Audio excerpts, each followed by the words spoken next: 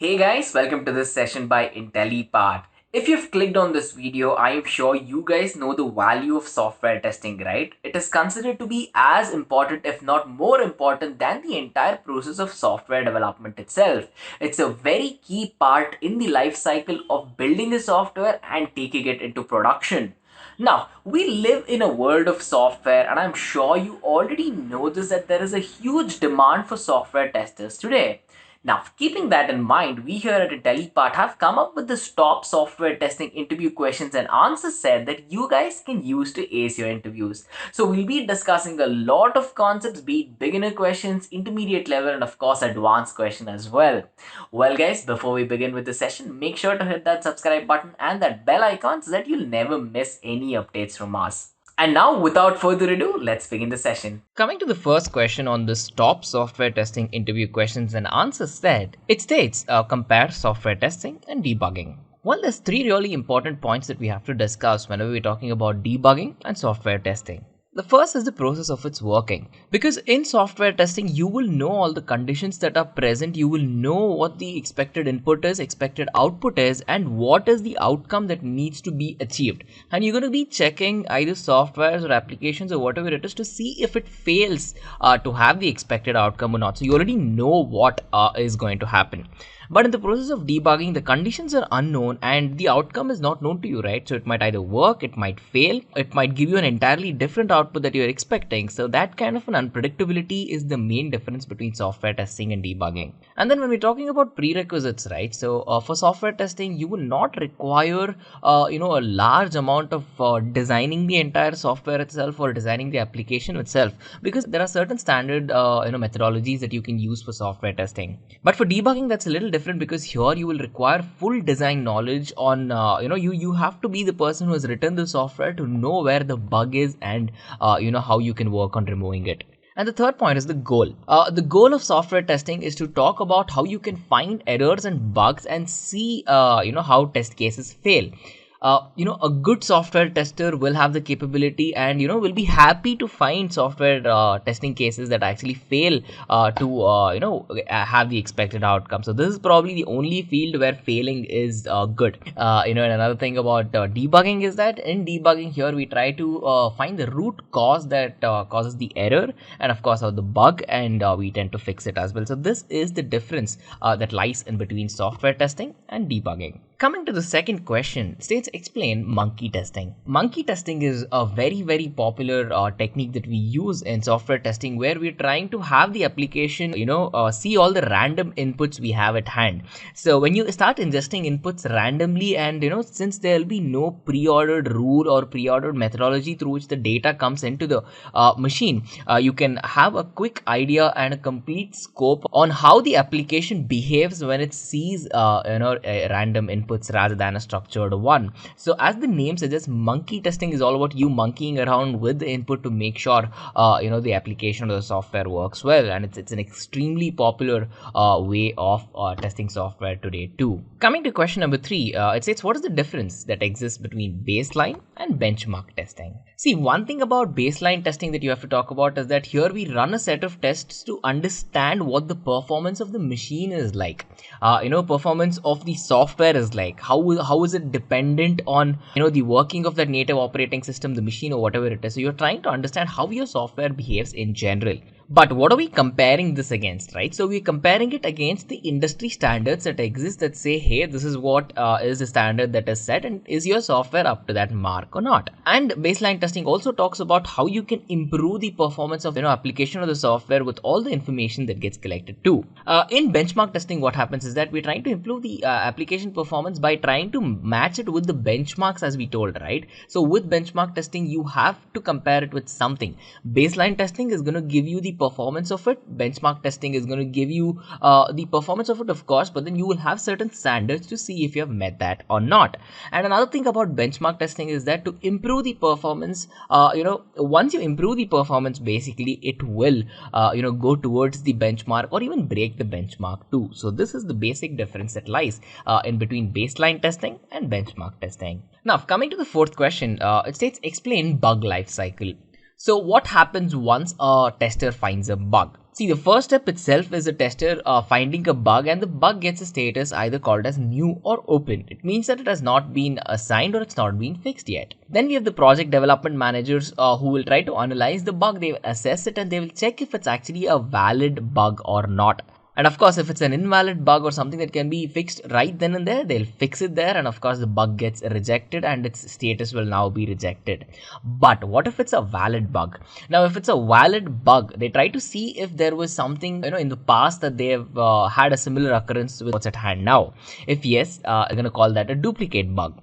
But if not, it's still going to remain as open. It's going to still remain as new, where, it's going to get fixed by the testing team and the development team, of course. Once it gets fixed, it gets a new status called as fixed. The tester will retest the code, and once if it passes the code, the defect is not there anymore, and that they've performed a couple of tests to ensure that it's not there, it's going to get the status as closed. But then if it keeps failing again, it's going to open again, and this gets assigned to a developer, and the loop goes on and on until it gets closed. This is how a bug lifecycle works in today's world of software development. Coming to question number 5, it says, how can we perform spike testing in JMeter? Well, JMeter again is another very popular thing whenever we talk about software testing, and I'm sure if you're this video, you might know what JMeter is, right? So it comes with a timer that has the capability to handle multiple threads at once. So what JMeter does is that it has the ability to get the required number of threads, release them at once. It causes spike, hence the name spike testing. Once you start assigning multiple threads, once you start handling them, and once you start pushing down, shoving this down across a bottleneck of tests, it will show if there is a failure that exists or not. In that particular case, spike testing involves spiking the application or spiking the software with a lot of threads to see if it either fails execution or not. That is one of the most important things that you have to know about spike testing. Coming to question number 6, it says, what is Silk Test? Well, Silk Test is actually a tool that was developed, to help all the testers perform functionality testing and of course regression testing as well. Now, whenever you have an application at hand, performing regression and functionality testing is extremely important, as you know it.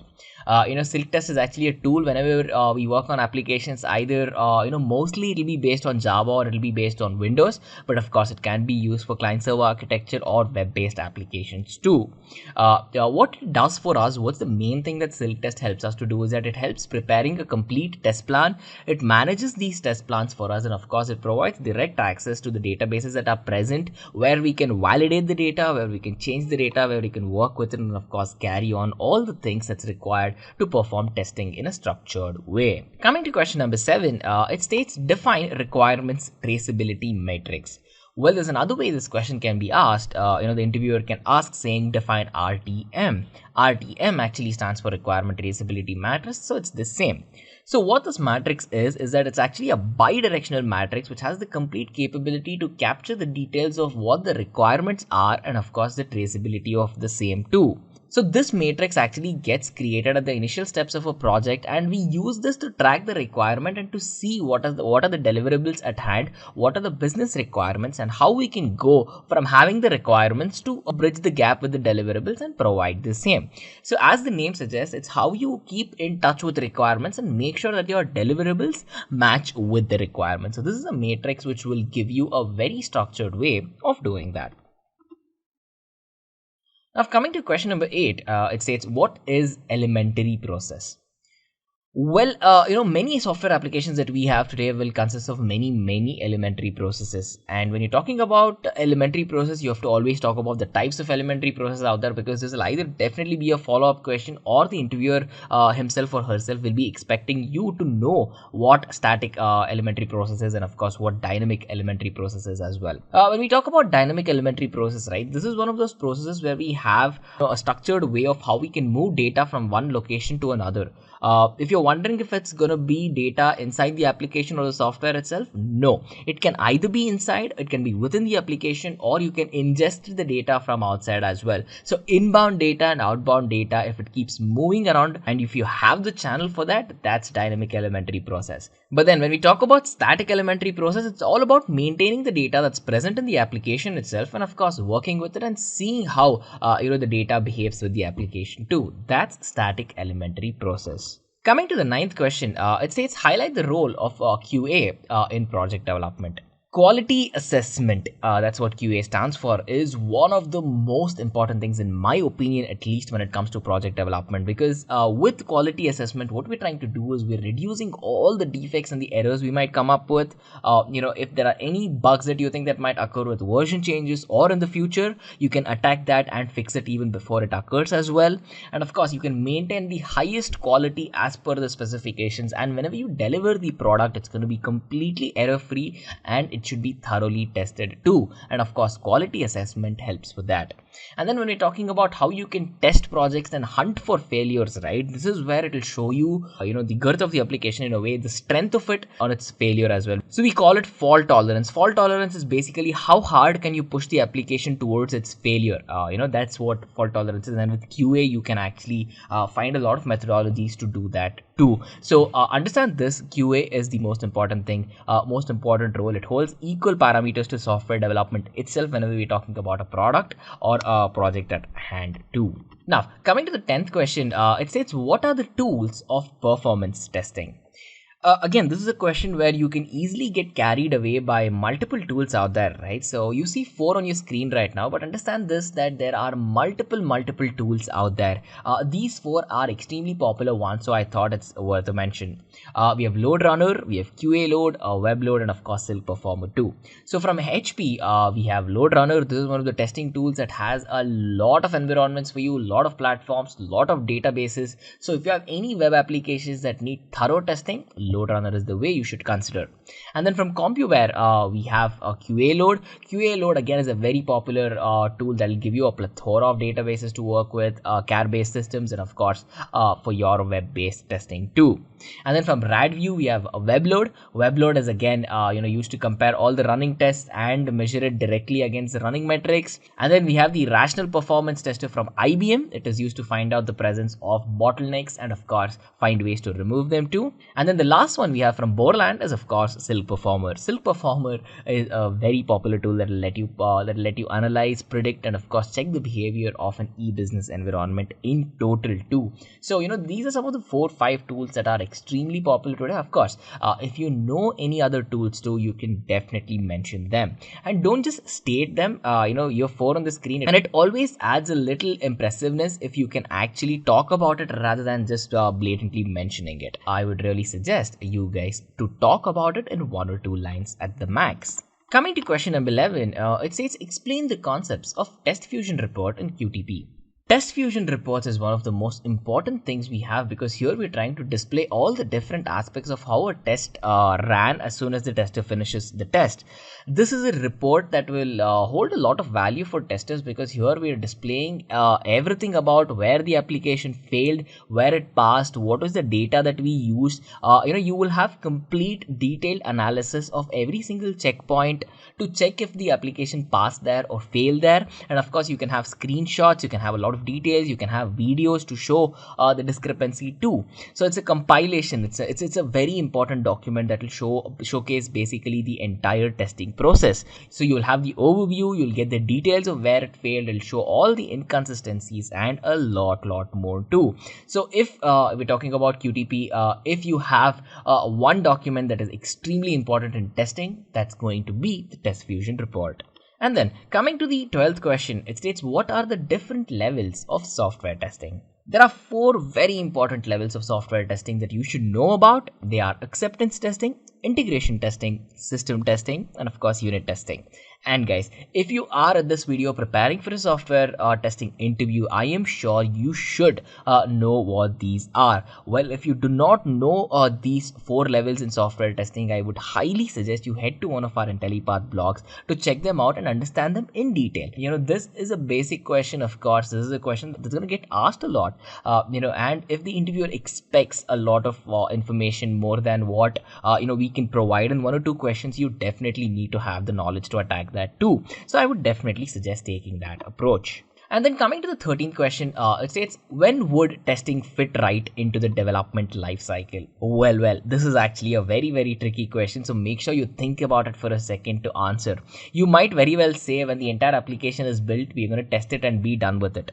Well, you can do that, but that is not preferred by anyone today because, whenever you're building an application or whenever you're executing itself, testing is preferred now. As soon as you finish a build, test it, make sure it performs well, and then take it again. This is how the trend is right now with the world. Testing is done alongside the building process and the execution process because this, at the end of the day, is going to save a lot of money.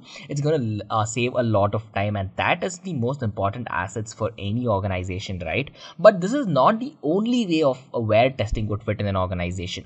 It actually depends on the scenario at hand. It depends on the client. It depends on the requirement, time frame, budget. There's a lot of places where you can either fit a good amount of testing in, or you can remove it, and of course fill for it in some other time as well. But understand that after you mention that testing can be done along with build, also end your answer with saying it depends on the complete scenario, as I just mentioned. Coming to question number 14, it states, what is random testing? Well, random testing is a question that's not very random in the interviews because this is going to get asked, and this is a very, very popular question. And as the name itself suggests, random testing is one of these testing methodologies where the data that we ingest is completely done in a random way, either by manually going to do it, or of course we're going to have a tool that's going to automate and start pushing in random data in our ingestion process as well. So what are the test results we can get from a random testing? These test results will tell you the performance of the application and on how it performs whenever it sees these random inputs, and of course random data too. So the results are assessed completely based on the requirements to see if the deliverable or the product that's being tested matches all the requirements, even though it sees random data in a completely random manner, whether it fails or not, or how much can you push the application to the randomness until it fails. So this is a very important thing you should know about random testing. Coming to question number 15, it states, what is TestNG? TestNG is something you should know at this point in time if you are watching this particular video, because it is one of the world's most popular testing frameworks that we have today. It's used equally by developers and testers both because it provides top-notch exception handling tools that we have today. And exceptional handling is the middle name of software testing, right? And of course that and a lot of other tools, techniques, mechanisms and methodologies where you can have the program running and not stop it and terminate it intermittently, and perform all your test changes, and of course rerun it too. If you're talking about small programs, of course you can have it to stop and restart it and work with it, but if you have to build big applications, it's going to take a lot of time, right? In that particular case, this is a popular testing framework that does a lot. So it's an explosive package, and as I told you, you really should know about TestNG if you're at this particular video. Coming to question number 16, it states, what is defect cascading? Defect cascading means, as the name suggests, is something which is very simple, which will lead to a catastrophe if not handled. Defect cascading is when one defect leads to another defect. So the first defect will already exist, and you might or might not catch it as a tester. And if that isn't handled and fixed, it might lead down and tumble across and cause multiple other defects too. It's not like one defect is going to cause one more defect. So at the end of the day, your entire product might not work at all because one defect was not handled, and it might mess up a lot of things in the database, in the application itself too. So it is very, very important to remove the defects to make sure we do not allow this kind of a cascading thing to happen where it will have a really bad result too. So to make sure that we don't come to this, extensive testing is required. Now coming to question number 17, that says, mention some of the popular tools used for automation testing. Well, automation testing is another very important thing when we talk about software testing, and there are many tools out there. We have Selenium, of course, we have Rational Robot, we have HP Unified Functional Testing, or it's also called as UFT for short, and we have the Rational Functional Tester from IBM too. Of course, these are not the only tools that exist. Many companies will have their own custom solutions for testing out there. But then when you're thinking about the open source applications, or whenever you're thinking about something which even costs money, right, it's going to have a popularity for some reason because it's going to be doing a very good job at automation testing. And of course, if you know many other tools as well, you can definitely mention them.